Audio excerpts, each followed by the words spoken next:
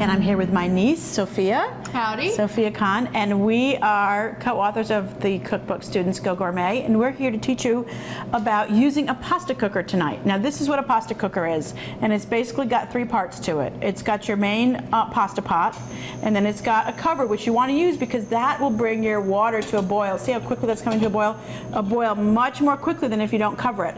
And then we've got a steamer basket in here, which I'm going to show you when I empty out the pasta, how easy that is to drain your pasta right into your sauce.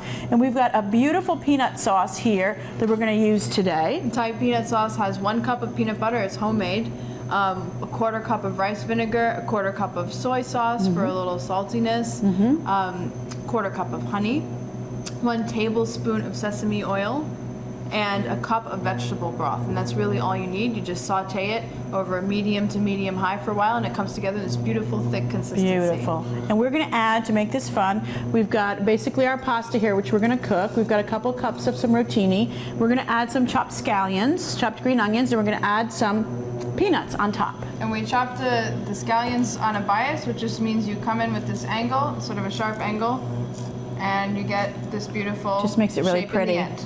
It's a nice fresh little zing on top of the pasta at the end. Fantastic. I think we are ready to add our pasta and boil it. Let's do it.